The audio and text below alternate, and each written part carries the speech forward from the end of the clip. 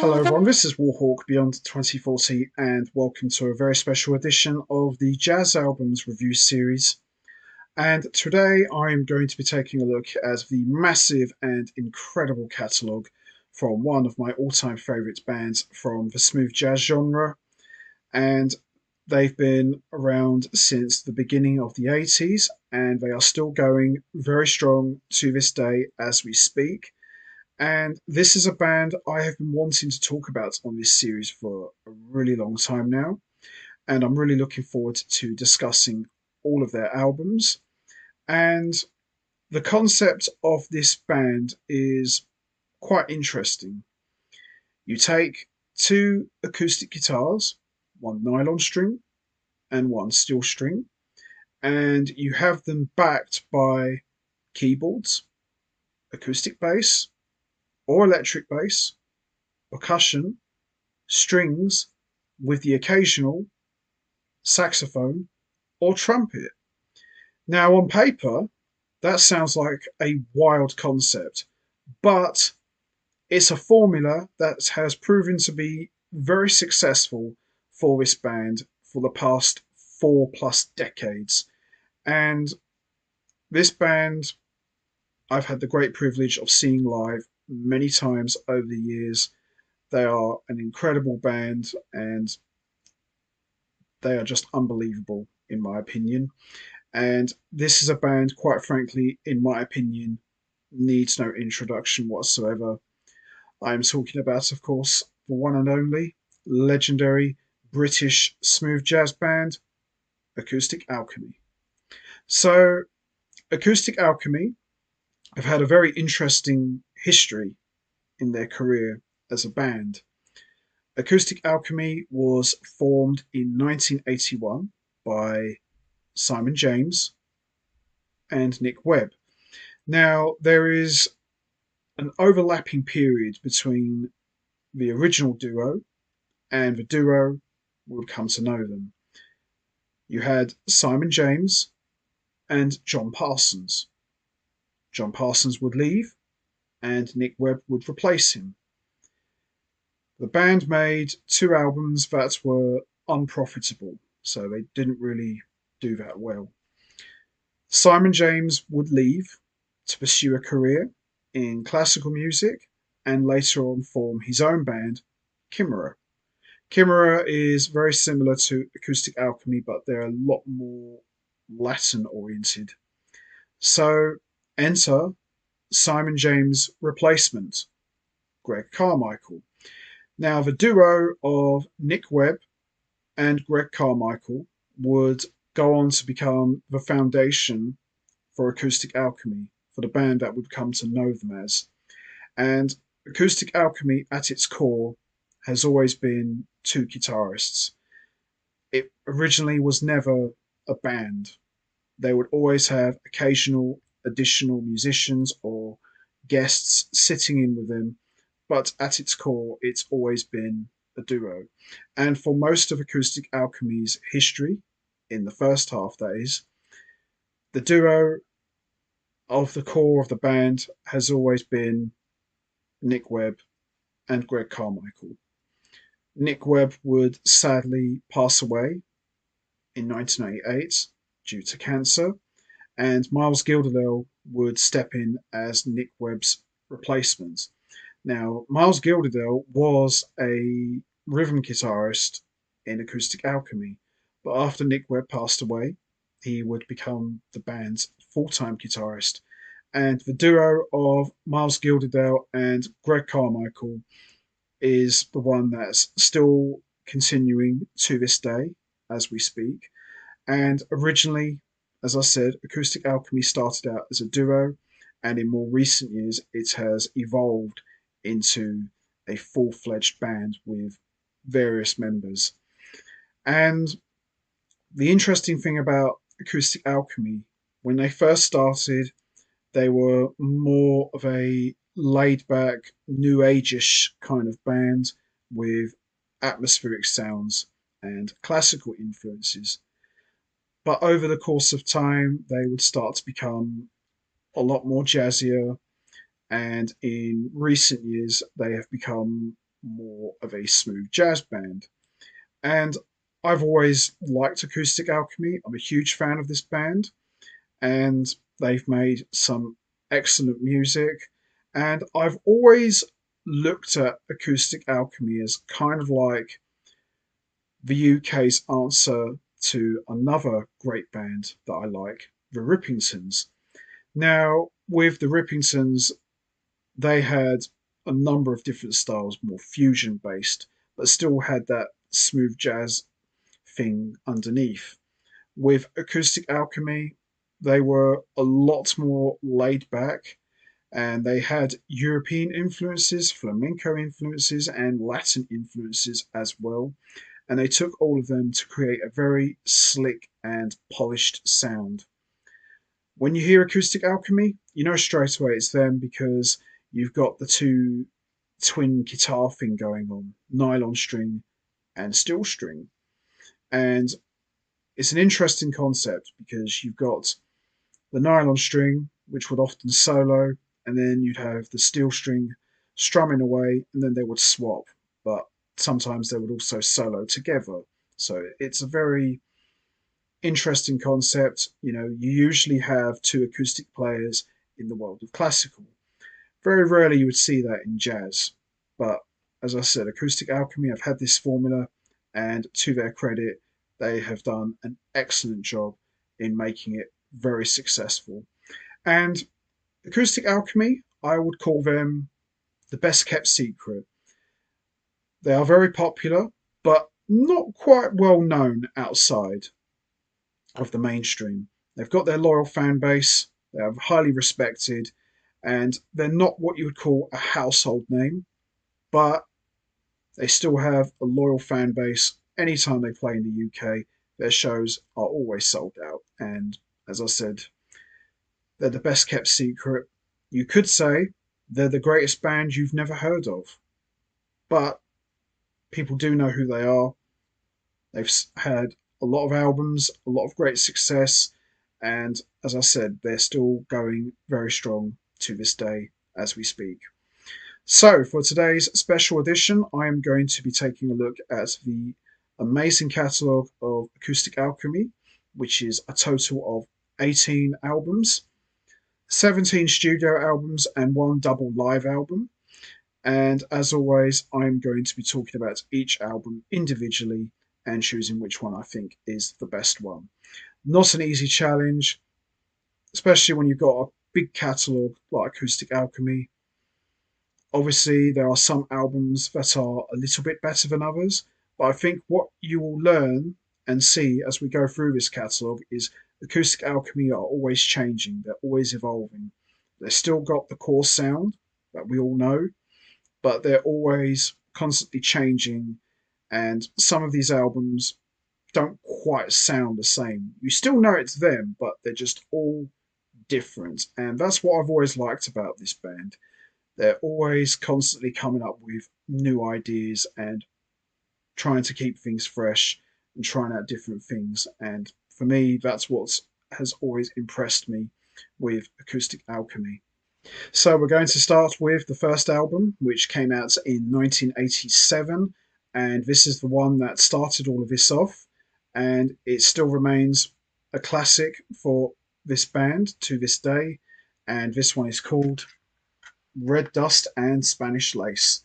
So this is the first album to feature the duo of Greg Carmichael and Nick Webb, and it's classic alchemy. It's a lovely album with some memorable tracks, some of them which would go on to become legendary, and a couple of them that have remained in the band's set list to this day.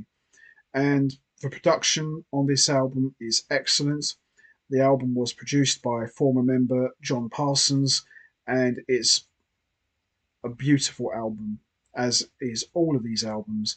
They're all beautiful, they're all well made, and just absolutely remarkable music.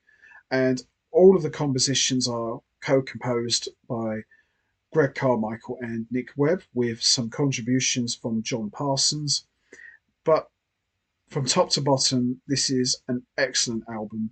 And this one would really help set the tone for what Acoustic Alchemy we're going to be all about. So let's have a quick look. So here's a little bit about how Acoustic Alchemy started. So we've got the opener, Mr. Chow, which is classic alchemy. John Parsons actually plays harmony guitar on this track. And a lot of the musicians, although they're not members, they're just like additional musicians. A lot of them were from Germany. So there were a lot of German musicians who helped contribute to the early alchemy albums. And Mr. Chow is just got Chinese influences and it's got some reggae in there as well. So, you know, Acoustic Alchemy were never afraid of trying out different styles to create a sound, and it's a great opener. Ricochet is another great track as well. The Stone Circle is excellent. The Ride Out is beautiful. Girl with a Red Carnation is absolutely lovely. One of my favourite tracks from this album. The Colonel and the Ashes is another great track as well. One of my favourites. One for the Road is another great track. And Sarah Victoria, which features the core duo of Carmichael and Webb, could very well be my favourite track on the entire album. And, you know, I love hearing Acoustic Alchemy with other musicians, but there's just something magical when you hear just the two of them without any other musicians. It's just absolutely lovely. And then you got the title track, Red Dust and Spanish Lace, which is the longest track of the entire album, which is like 8 minutes. It's a great closer. It really is. And the whole album from top to bottom is just absolutely excellent.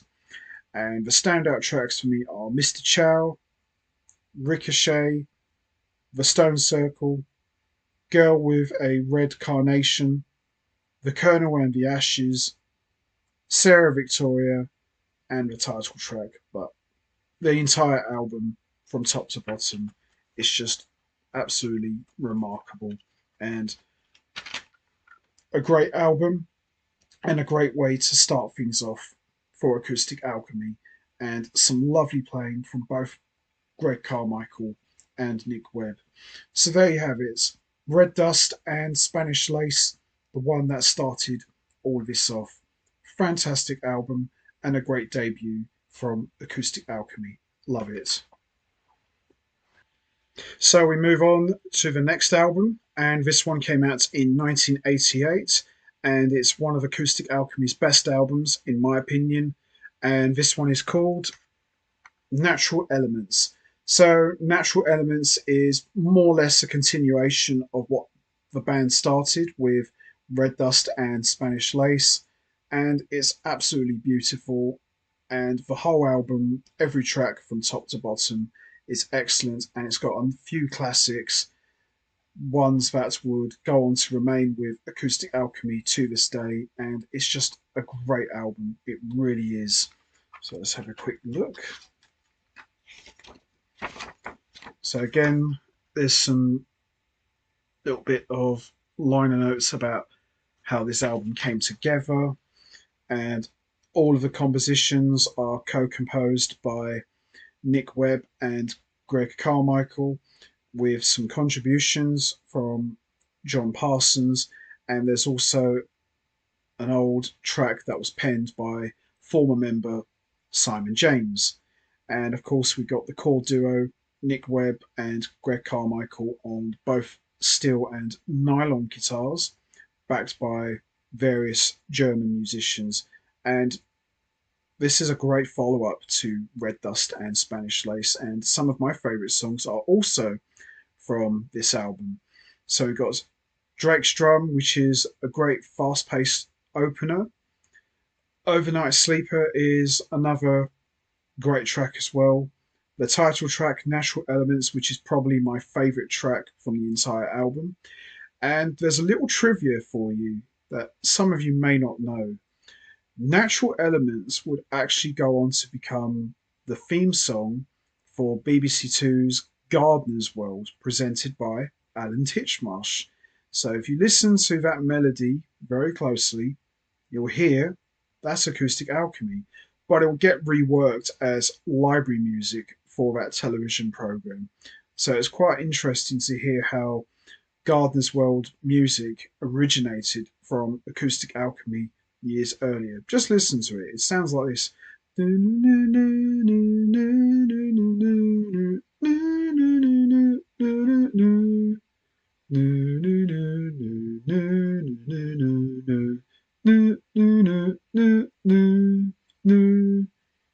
Just listen to it. You'll know what I mean. Then we've got Casino, which is another favourite track of mine. That's just classic Alchemy. If Only, another great song. Ballad for Kay, which is Carmichael and Webb as a duo. Probably my favourite track of the entire album. It's just absolutely beautiful.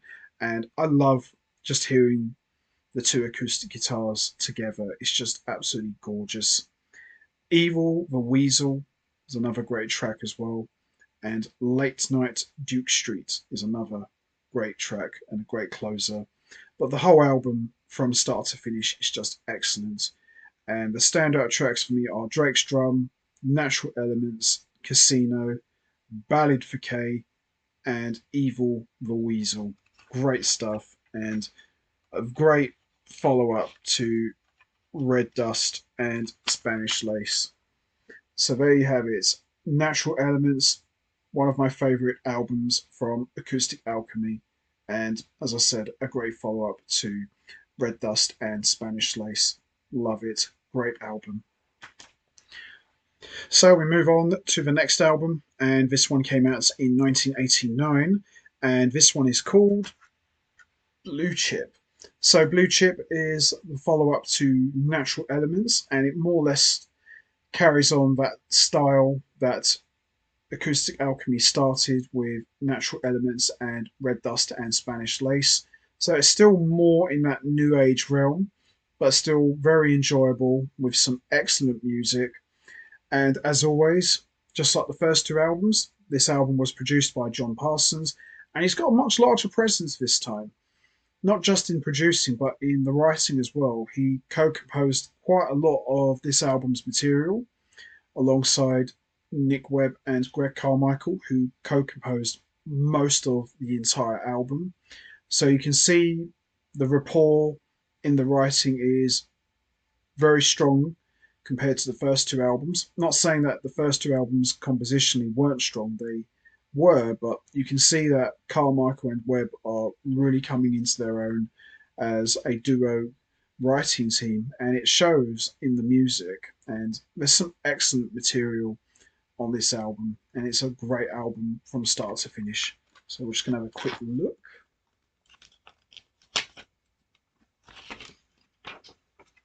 So we've got Nick Webb and Greg Carmichael on acoustic guitars, both nylon string and steel string. John Parsons contributing electric and guitar synthesizers, and various German musicians lending their contributions. And I have to highlight this because he has played quite a big role on these early albums. Rainer Bruninghaus. Now, for those of you who are familiar with that name, Rainer Bruninghaus would go on to become one of the main collaborators for one of the greatest sax players of all time from the ECM label, the one and only Jan Garbarek. So you can actually hear some of that influence that Bruninghaus contributed to Garbarek's music with Acoustic Alchemy, and he's a very talented musician, and he's got a large presence on this album. A nice picture there, looking very young and handsome.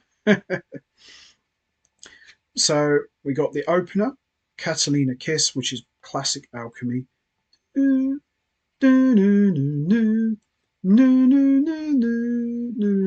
Love it. Then you got the Blue Chip Bop, which is excellent. Making Waves is another great track. With You in Mind is beautiful. Bright Tiger, Ariane, which is another great track. Highland is great. Boulder Coaster is beautiful. Hearts in Chains is another great track. And No More Nachos, Poor Favor. Great stuff here. And just like always, the material is very strong, very enjoyable, and just very easy listening. And the standout tracks for me are Catalina Kiss, With You in Mind, Making Waves, Ariane, Highland, Hearts in Chains, but just great stuff from start to finish. And another great album from Acoustic Alchemy. So there you have it, Blue Chip. Brilliant album and an excellent follow up to Natural Elements. Tremendous stuff. Love it. So there you have it, Blue Chip. Great album. So we move on to the next album, and this one came out in 1990, and this one is called Reference Points. So this sees Acoustic Alchemy signed to GRP after GRP bought up MCA, and they pretty much still retain the classic Alchemy sound, but now they're starting to slowly evolve into more of a contemporary jazz band. So they're slowly moving away from the new age style of music, which they had on their first three albums. And while it is still there, but it's starting to change into something else. And most of the compositions are co-composed by Greg Carmichael and Nick Webb, with some contributions from John Parsons, who produced this album once again. And we've got a standard by Paul Desmond, which Acoustic Alchemy tackle, which is quite a nice treat to hear. So let's have a quick look.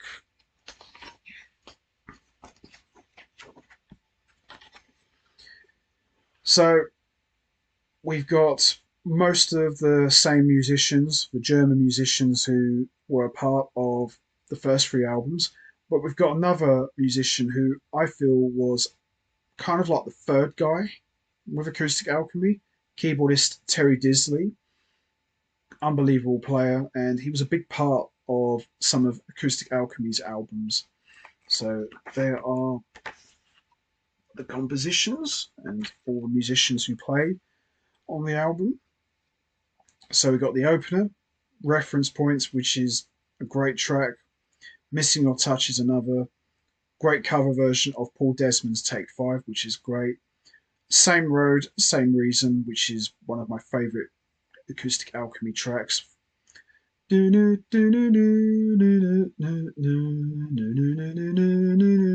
Love it. Make My Day is a great track as well. Caravan of Dreams, which is performed as a trio with Terry Disley on keyboards. Absolutely beautiful. Homecoming is another great track as well. Cuban Hills is great. And The Closer, which is performed as a duo.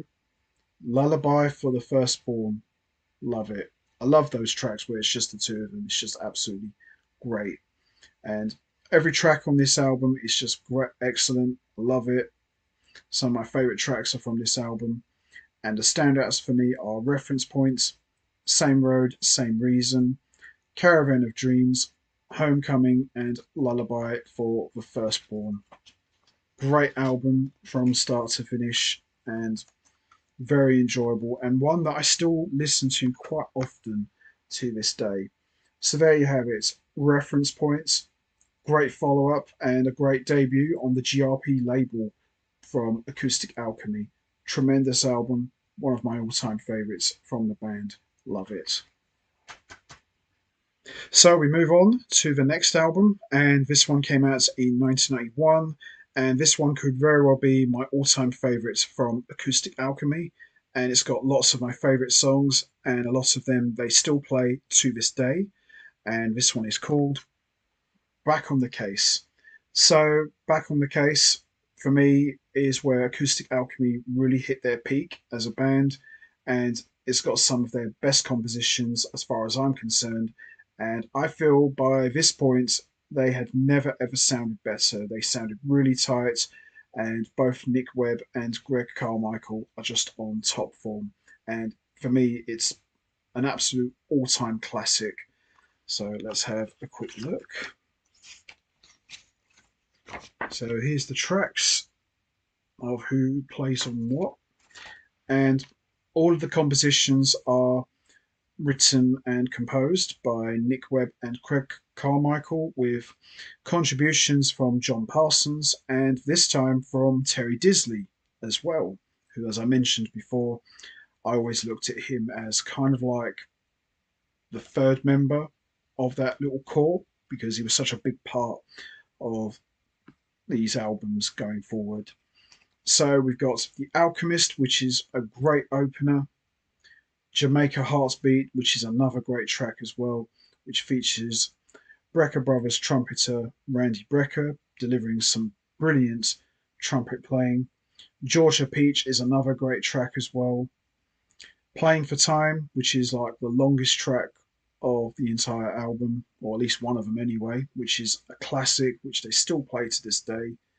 When the Lights Go Out is another great track. Clear Air for Miles, which is beautiful. Fire of the Heart, which is excellent. Freeze Frame, very short, but very haunting and beautiful. On the Case, which is another great track. And Break for the Border, which is another great track as well. In fact, every track on this album is just excellent from start to finish. And so many of my favourites on this album. The standouts for me are The Alchemist, Jamaica Heartbeat, Georgia Peach, Playing for Time, Fire of the Heart, Freeze Frame, and On the Case. But the whole album is just beautiful from top to bottom. It really is. And they still retain that classic flavour that we all know, but they just go more commercial. But it's just absolutely beautiful. It really is.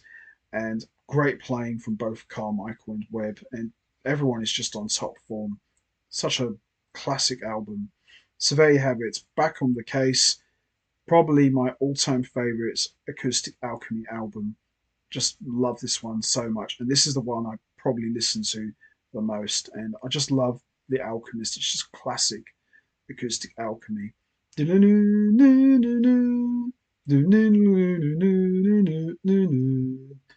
just love it. It's just absolutely beautiful. So there you have it. It's Back on the Case. Great album and a great follow-up to Reference Point. And as I said, aside from being my all-time favourite Acoustic Alchemy album, this could very well be the band's best album. Tremendous stuff. Love it. So we move on to the next, and this one came out in 1992. And this one is, although it's credited as an official studio album, this is more of a compilation album, which was to showcase how much Acoustic Alchemy had evolved from their early days to now. And this features a lot of compositions from original member Simon James, and this one is called Early Alchemy. So, Early Alchemy, as I mentioned, is more of a compilation album. While it still is an official Acoustic Alchemy album, this features lots of previously unreleased material, some original versions of classic Acoustic Alchemy tracks that would go on to become very popular. So it's interesting to hear how much Acoustic Alchemy had evolved from the early days to where they were at this point. And there's 14 tracks on this album. Most are written and composed by Simon James with some contributions from Nick Webb. But it's a really good album and it's an interesting one because you really get to hear how much the band has evolved in their composing. So it's a really lovely album. So let's have a quick look. So as you can see, there's James and Webb. And here he is, Nick Webb himself. So this is just like a little backstory about how this all came together and how Acoustic Alchemy started. There's some like old pictures and some more liner notes and who plays on the tracks.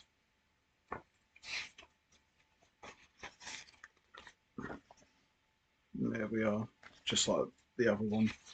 So it's a really good album and very interesting to hear how much the band have evolved. So we got the first track, Santiago, which is great. Sarah Victoria, which is another great track as well. Last Summer Song is another great track as well. Slap It Down is another great track as well. Cyrus Song is a good track as well. Moonstone, which is again classic Alchemy, as I said before, just two guitars as a duo, absolutely beautiful. Wind It Up is another great track as well. Casino, which of course is an Alchemy classic, so we get to hear the original version, which is great. Little Birch Hears is another great track as well. Immensa is another great track as well. Waiting for You is another great track. Return Flight, which is excellent. Daybreak, which is like more of a solo guitar piece performed by Simon James. And A Dream of Fair Women, which is Nick Webb and Simon James performing as a duo. It's a great track as well. All of these tracks are just absolutely beautiful.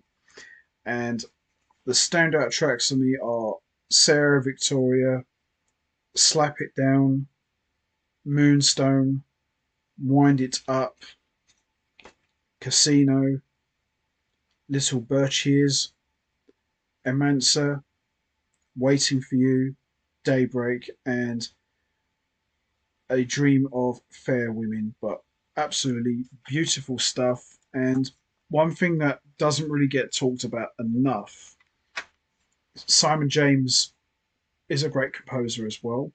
It's a shame that he didn't stay in the band. I would have liked to have seen how Acoustic Alchemy would have turned out if he remained on board.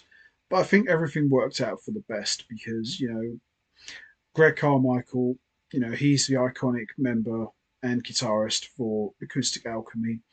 And, he's done an amazing job with the band, even to this day, just carrying it.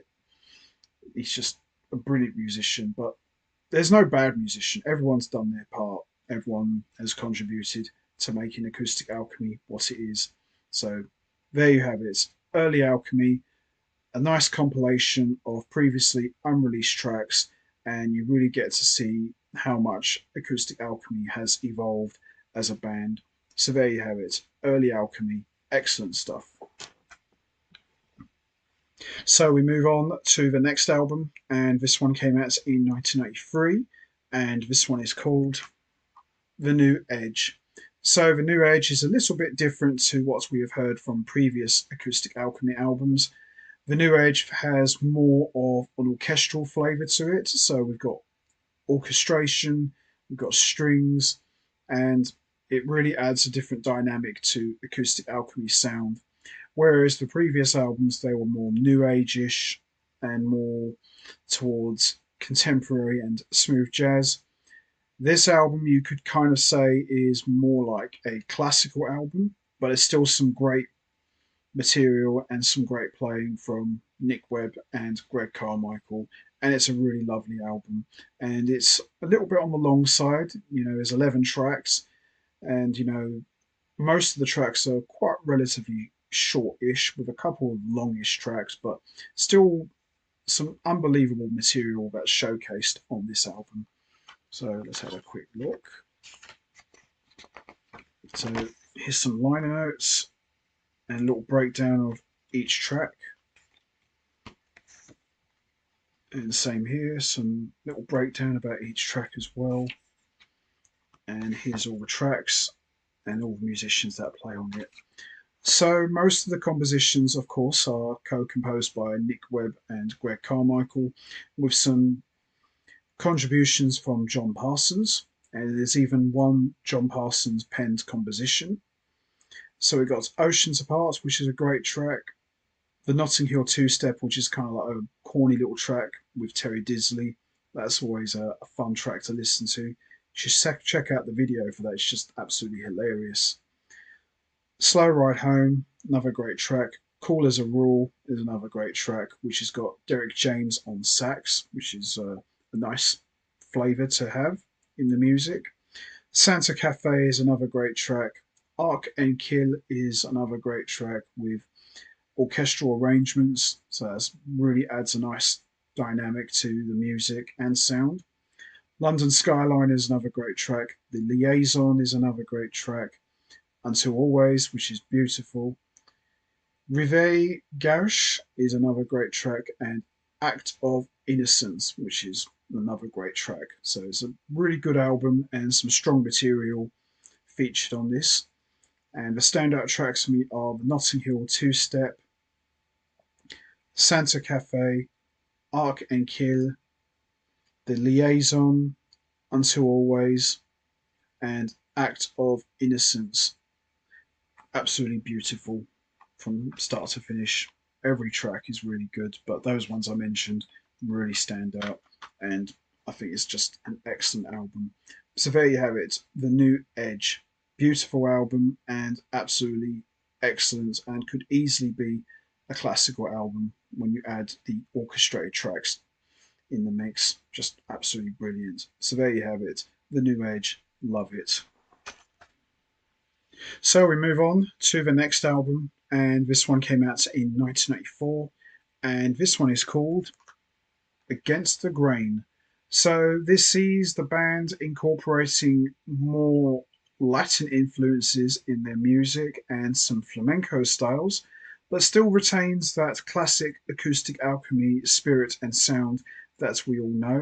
And it's a great album. So by this point, Acoustic Alchemy have more or less started to move away from the new age-ish sound that dominated their earlier albums, and they're going in different directions. And musically, it works, and this is an excellent album, and some great playing from Nick Webb and Greg Carmichael. And it's really interesting to see when you go through this catalogue how much Acoustic Alchemy have evolved from the early 80s, and as they go through to the 90s, they're just constantly changing and incorporating lots of different influences and styles in their music and playing. It's just absolutely amazing. And this time, this album was not produced by John Parsons. This time it was produced by Stephen Jones.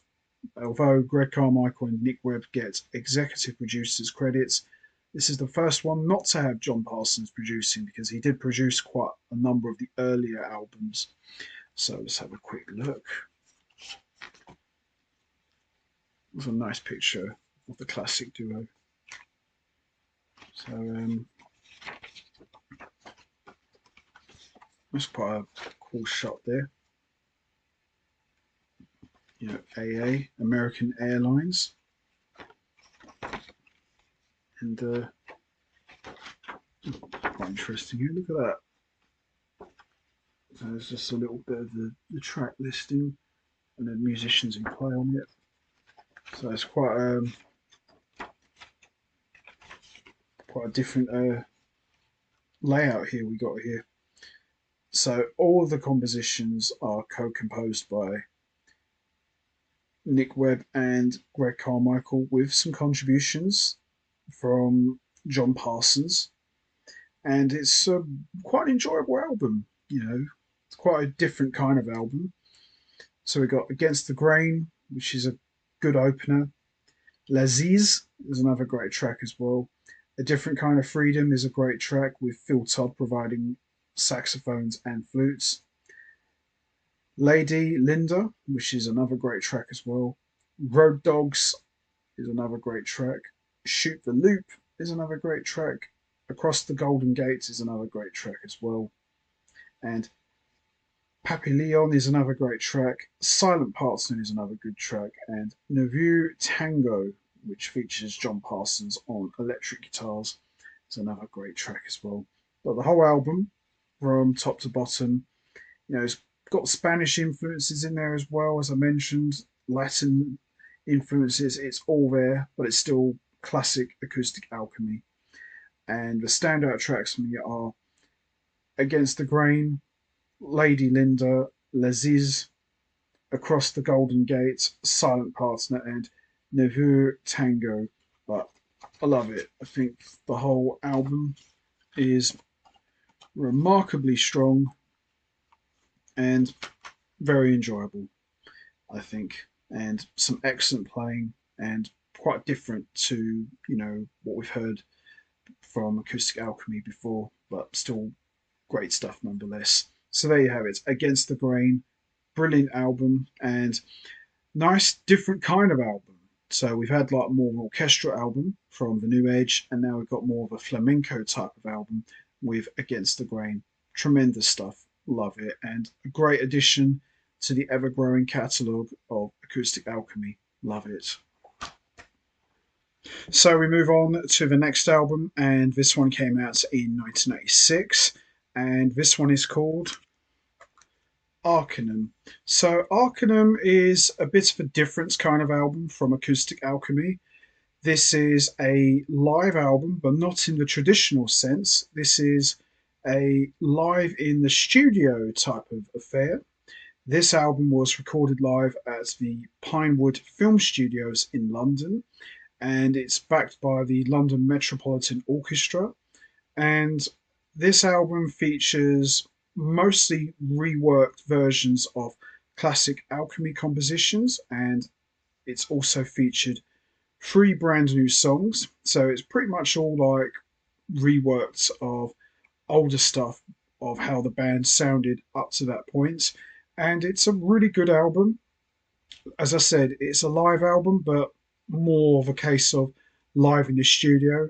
And this would end up being part of a video that Acoustic Alchemy released called Best Kept Secret, which was reissued on DVD. So much of the music from this album was featured on that video, which was more or less a documentary about how Acoustic Alchemy started in the early days and how they've evolved from those early days to where they were up to that point. And it's a really good album.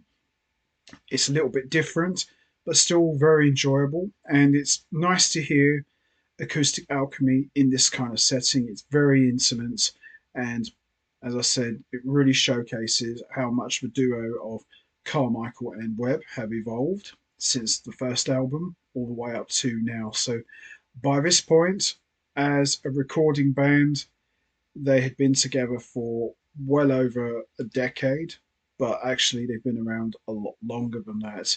So they were coming up to not far from nearly 20 years by this point. So they started in 1981, and yeah, they were not far from 20 years. So it's quite amazing to see how much the band had evolved from 81 to now. So let's have a quick look. So, oh boy, here we are. So there it is, as you can plainly see, and it's got all the tracks as well, and the artwork here is beautiful, as you can see. Look at that, absolutely lovely. So we've got Greg Carmichael and Nick Webb on nylon string and steel string guitars. We've got John Parsons on electric guitars and acoustic guitars, Dennis Murphy on bass, John Shepherd on drums, and Mario Agandona on percussion and the London Metropolitan Orchestra. And this album was produced by Stephen Jones. So we got Columbia, great opener. Homecoming is another great track. Chance Meeting is excellent. Laziz is excellent. Mr. Chow is just classic Acoustic Alchemy. Same Road, Same Reason, excellent stuff. Casino, another great track as well. Something She Said is brilliant. Jamaica Heartbeat is great. Catalina Kiss is classic. Reference Point is excellent. And Hearts in Chains. So some popular songs reworked and some new material as well. And the standout tracks for me are Homecoming, Laziz, Mr. Chow, Same Road, Same Reason, Jamaica Heartbeat, Something She Said, Catalina Kiss, and Reference Point. But good stuff. Very, very good stuff. More or less, as I said, a live album, but Acoustic Alchemy live in the studio. Great stuff. I love it. It's a good album, and it's not an easy album to find. I mean, even at the time this one came out, it wasn't easy to track down. But if you can find this album, it's highly recommended, and it's definitely worth checking out just to hear Acoustic Alchemy in this environment. So there you have it. Arcanum, a great album, very enjoyable, and sadly, this would be the last Acoustic Alchemy album to actively feature Nick Webb, as he would go down with cancer shortly after. But he sounds absolutely fantastic on this one, and he's on top form. So there you have it. Arcanum, very enjoyable and unbelievable music and playing from Acoustic Alchemy. Love it. So we move on to the next album, and this one came out in 1988, and this one is called Positive Thinking.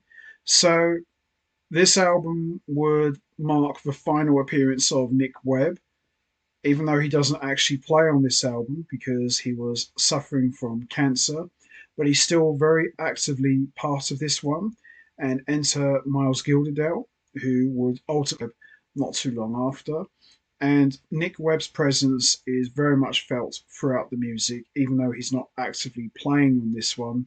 But it's a very good album and it's very enjoyable and it's quite an emotional and deep album, especially when you know that Nick Webb is suffering with cancer. But the compositions are very memorable, and you sometimes wish that Nick Webb was part of this album, but he still very much is in spirit, and it's excellent stuff in my opinion. So let's have a quick look.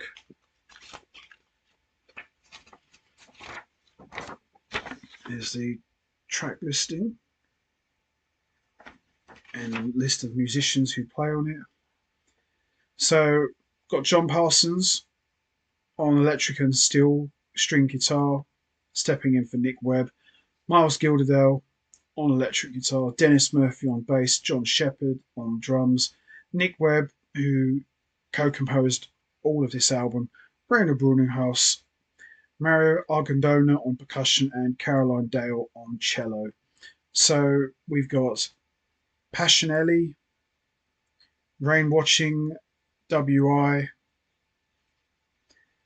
Cadgooks, the 5 card trick, the title track Positive Thinking, The Better Shoes, Vapor Trails, August Trace, and Time Gentlemen Please, and Limited Excess.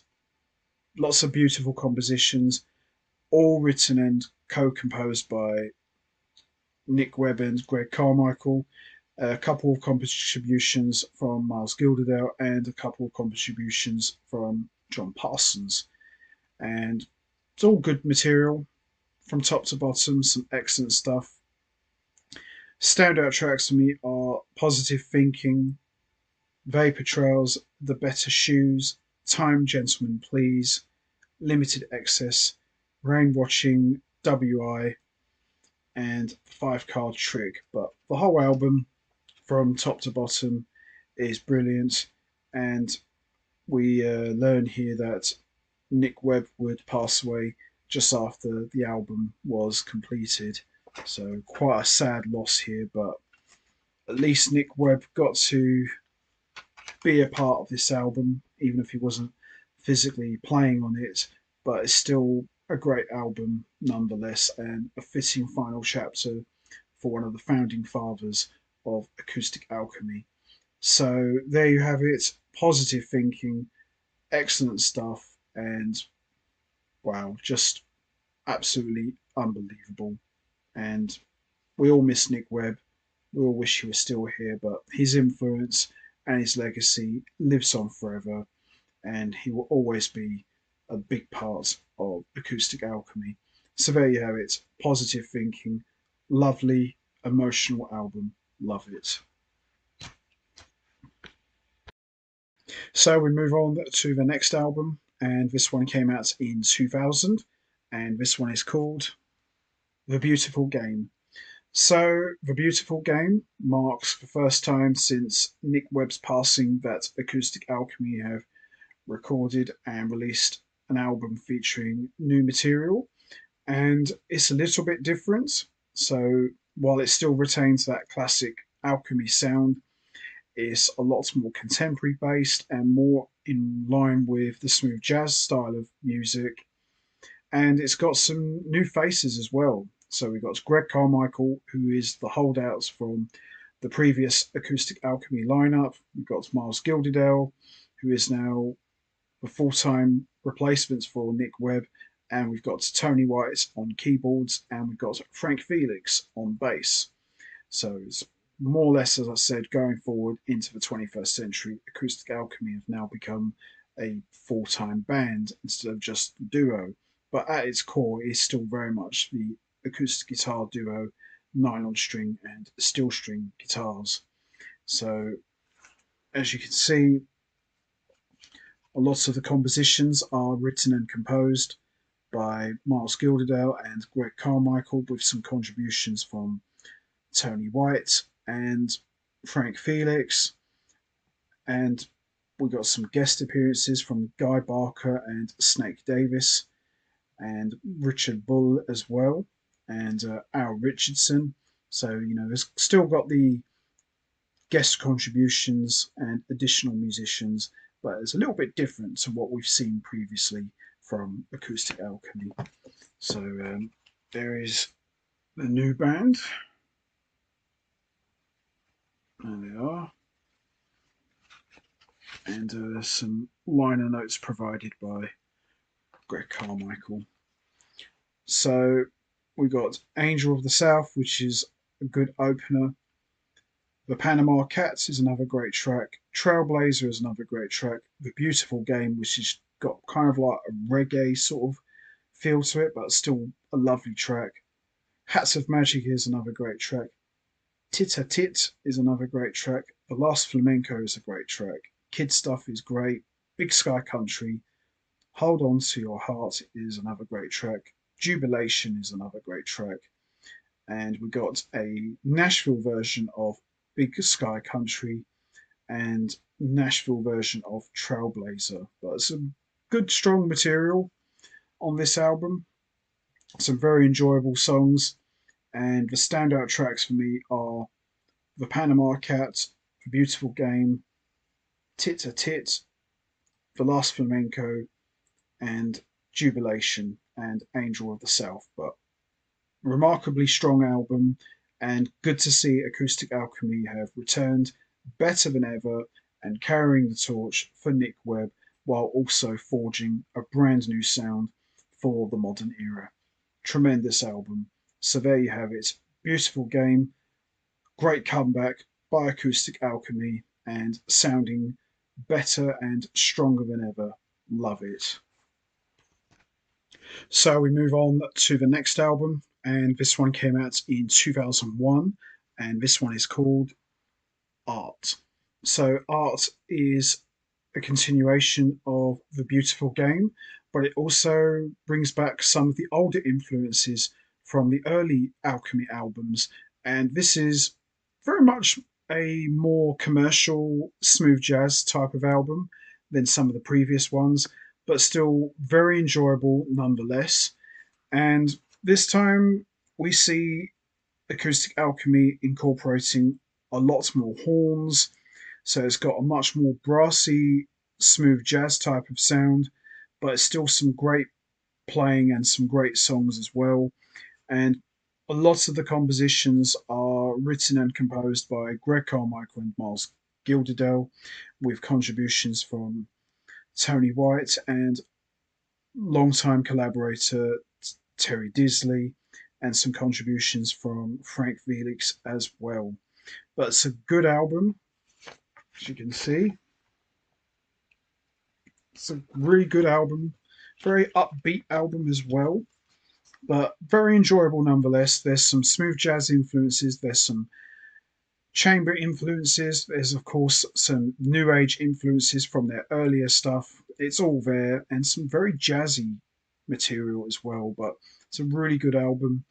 And The standout tracks for me are Wish You Were Near, Passion Play,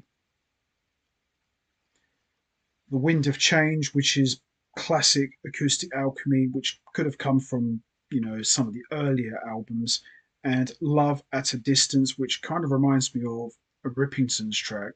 It's very upbeat, very atmospheric, and very enjoyable. But I love it. I think it's a really good album, and this shows that Acoustic Alchemy are better than ever and showing no signs of slowing down.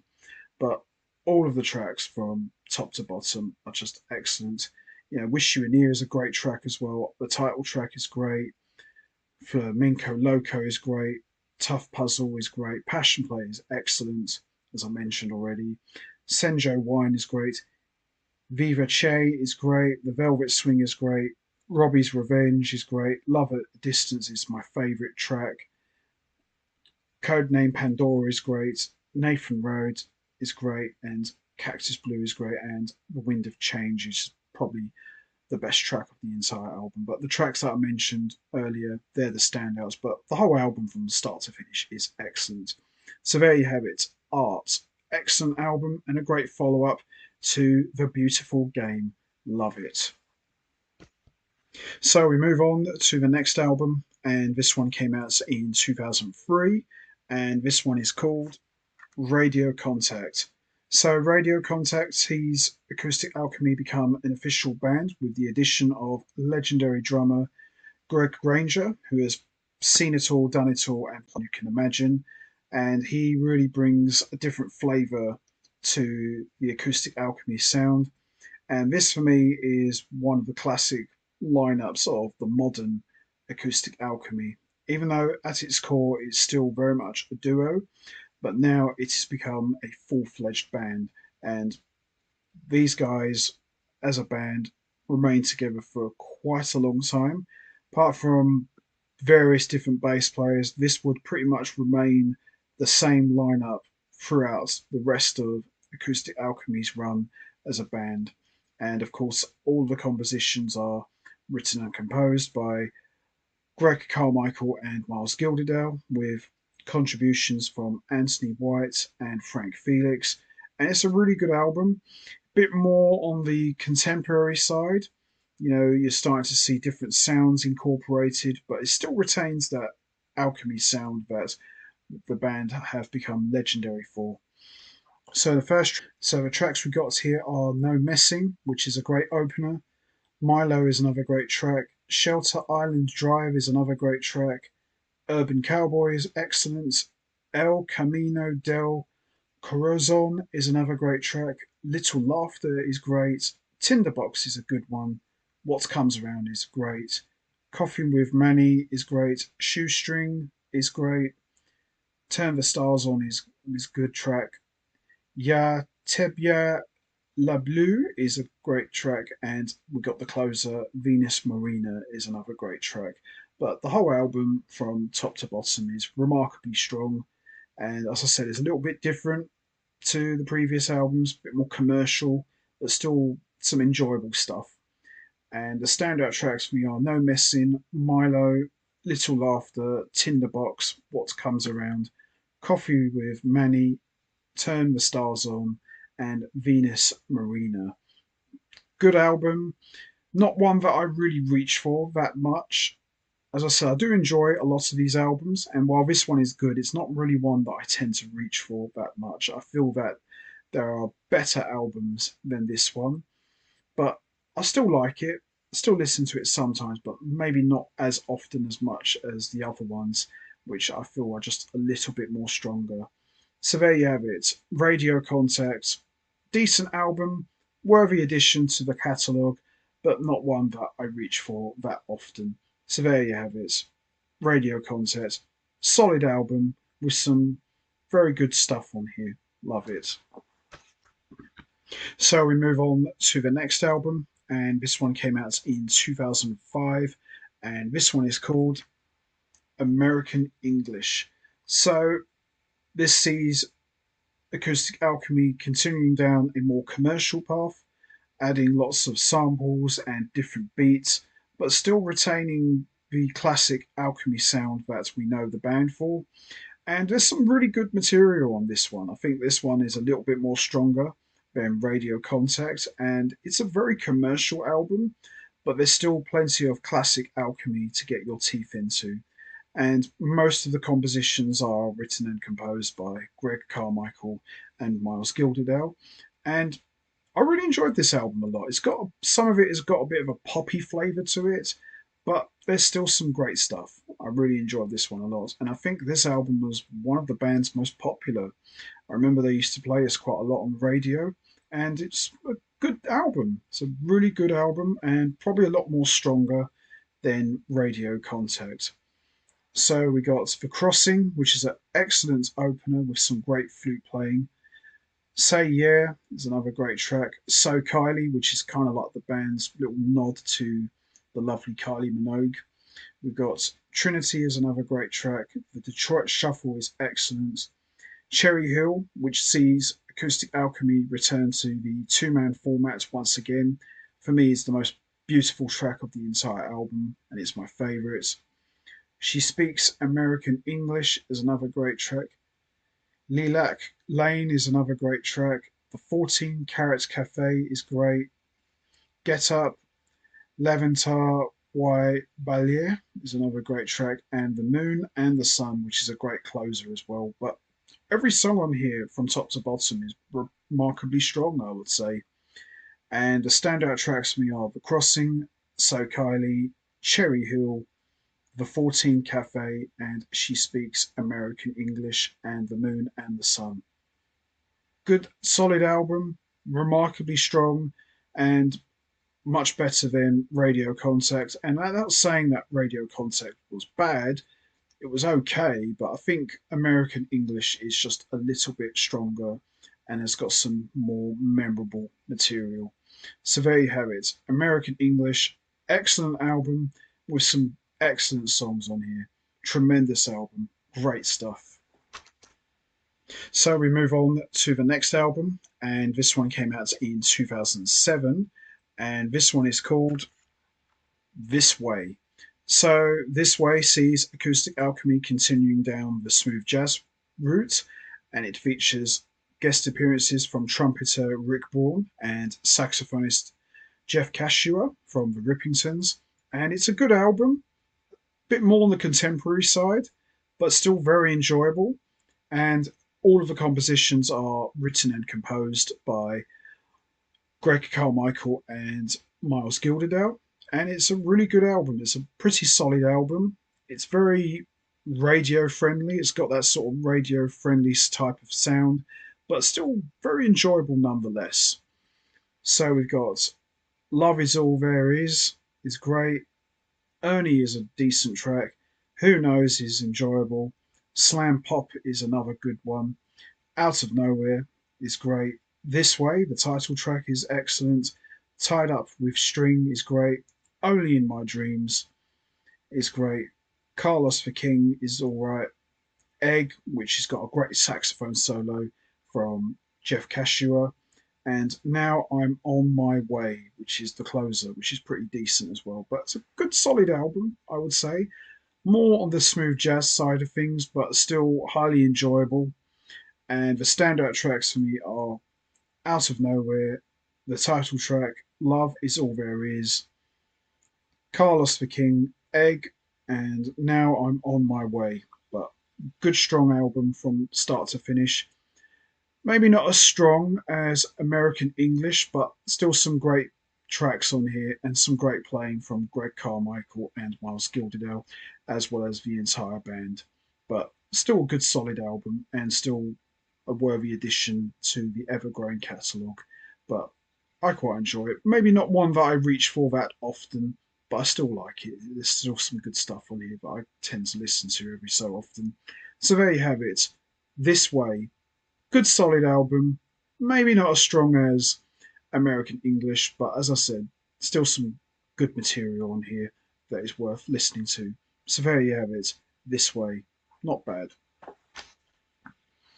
So we move on to the next album, and this one came out in 2011, and this one is called Roseland. So Roseland is pretty much more in the line of what Acoustic Alchemy have done in the past, more of the smooth jazz thing, but this sees the band going more towards their roots than they have done in the past. But, still a good, enjoyable album, and there's some great tracks on here, some great playing, and the band itself, this lineup, has remained very tight and they sound tremendous together and they're all on fine form, in my opinion. So let's have a quick look. So there's all the tracks, and there is the band. So, as I said earlier, a lot of these tracks you see Acoustic Alchemy kind of going back to their roots a little bit, but it's still, some great material on here, and all of the compositions are written and composed by Greg Carmichael and Miles Gilderdale, with some contributions from Tony White. But yeah, this is a good band effort. You can really get that sense when you listen to this album that it's more of a band effort, and you can really see how deep Gilderdale and Carmichael are with their collaboration, and they have developed a very good, strong rapport. So we've got Marrakesh, which is a good opener. One for Shorty is a great track. Temple Meads is excellent. Marcus is another great track. The the Ebor sound system is a good track. State of the Ark is another. Swamp Tomp is good. Sand on Her Toes is great. Roseland, the title track, is absolutely beautiful. World Stage is excellent. Stealing Hearts is another great track. Right Place, Wrong Time is great. And I Kinda Loving, which is another great track as well. But a lot of the tracks on here are quite remarkably good. As I said, it kind of goes back to the band's roots a little bit, but still has a lot of the modern sound that the band have developed since making their return with The Beautiful Game. But some good stuff on here. And the standout tracks from me are One for Shorty, Temple Meads, Marcus, State of the Ark, Sand on Her Toes, the title track Roseland, World Stage, Stealing Hearts, and A Kinda Loving. But good, enjoyable album, and doesn't really get talked about as much, but I like it. I think it's a good album, and it's nice to see them going back to their roots a little bit, but very enjoyable. So there you have it, Roseland. Good, solid album, and very enjoyable. Not bad. Quite enjoy this one a lot. Good stuff. So we move on to the next album, and this one came out in 2014, and it's a double album, and this one is called Live in London. So this is a double live album that sees Acoustic Alchemy playing in London at the legendary Pisa Express. And this was something that was long overdue from Acoustic Alchemy, and it was definitely well worth the wait. And a lot of the material that's featured on here are older material, more recent material. It's a nice little retrospective of Acoustic Alchemy's career as a band, and for me, as great as Acoustic Alchemy are in the studio, they are just on another level when it comes to live performance. They are an incredible band, and as someone who has seen them live many times, they are really impressive. And it's a great sound, excellent production, and they just are on top form. And the band, after playing together for well over 20 plus years, have never sounded better than they do on this double live album. And they are just absolutely on peak form. And it's just an amazing experience. Anybody who hasn't seen Acoustic Alchemy live, highly recommend you check them out. You won't be disappointed. You're in for a really special. It's Homecoming, which is great. Overnight Sleeper is excellent. Angel of the South is great.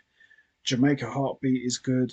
Roseland is another great track. One for Shorty is good. Passion Play is great. Ariane is great. And we've got some band introductions. Sand on Her Toes is great. And then on disc 2, we got Marrakesh is great. Stone Circle is good. A Kind of Loving is good. No Messing. The Beautiful Game is good. Tough Puzzle is good. Temple Meads and Laziz. So it's a good collection of songs. Would have liked to have heard maybe some of the more older from like maybe like the first couple of albums, but there's still plenty of good classic Alchemy material to get your teeth into, and it just features like a bit of everything. So, when you've got as many albums as this band, it's kind of hard to play all of them. And that's the problem. There just isn't enough hours in the day or evening to play everyone's favorites. But I think the choices that they made here for this double album, I think they've made some good choices. Maybe they could have made this a triple album. Who knows? But hopefully, this ain't the last time we'll get a live album from Acoustic Alchemy. And the standout tracks for me on disc one are Jamaica Heartbeat, Passion Play, Roseland, and Homecoming. And on disc two, the standouts are The Beautiful Game, Laziz, and Temple Meads, and The Beautiful Game. But good choice of songs, very enjoyable live album, and a great sound, just an excellent sound, in my opinion. So there you have it, live in London, double live album, excellent stuff, and so far the band's only live album. There is, of course, the Live in St. Lucia, which is on DVD, and there is a CD of that, but it's not an easy one to find, but that's just more or less a soundtrack of the DVD. This, as far as I'm concerned, this is the first official live album from the band. So there you have it. Live in London, excellent double live album. Really enjoyable, highly recommended. Great stuff. So we move on to the next album. And this one came out in 2018, and this one is called 33 and a Third. So by this point, Acoustic Alchemy have been together for well over 3.5 decades now, and this sees the band going back more to their roots to the earlier albums. There's some classical pieces, there's some solo acoustic pieces as well. And I feel with this album, Greg Carmichael really comes to the front here. He's showcased a lot more, and being the only link to the older stuff, you really get to see him play a big part on this album. Not that he doesn't, he always does, but I feel with this album he has a much more larger presence, and he is an amazing guitar player, and he's really the heart of Acoustic Alchemy. And all due respect to others, Greg Carmichael, as far as I'm concerned, he is Acoustic Alchemy. He's been through it all. He's been in every single lineup, and he's played on every single album since the beginning. So it's nice to see him having a big presence on this album. And there is a list of all the musicians who play on the album, and all of the tracks are written and composed by Greg Carmichael and Miles Gilderdale, with the exception of one track which was co-composed with the Granger brothers, and two classical pieces, and two arrangements by Carmichael and Gilderdale, with Tony White contributing as well. But some really good, strong material on here. So the first track we got is East of Babylon, which is a great opener. Carbon's Man, which is excellent. The Swallow's Tale is great. The title track 33 and a Third is excellent. Winter's End is great. A Little Closer is great. Blues for Mr. Moo is good. The Girl with a Plan is great. Ali Mende is great. And the final two tracks, which are just absolutely classic Acoustic Alchemy, Prelude in D minor and The Wind of Change solo version performed by Greg Carmichael. Excellent stuff. Some really good songs on here. And the standout tracks for me are 33 and a Third, Ali Mende, Prelude in D minor, and The Wind of Change solo version. Great strong album, and it's been a long time now. This is the last studio album that Acoustic Alchemy have done, so it's been well over 7 years now since this one. So hopefully we'll see a new album come out soon. I have heard stories that Acoustic Alchemy are working on something, so we'll just have to wait and see, really. But hopefully, it won't be too long before we have a new Acoustic Alchemy album. So there you have it, 33 and a third, excellent album, and a great sign and reminder that Acoustic Alchemy are still going very strong with no signs of slowing down. Tremendous album. Love this one. So, which Acoustic Alchemy album do I think is the best one? Well, there's no bad album in this catalogue. As I said before, obviously there are some that are a little bit better than others. There are some that are absolutely excellent. There are some that are underrated, and there are some that are legendary. They're all different. They all have their own unique personality.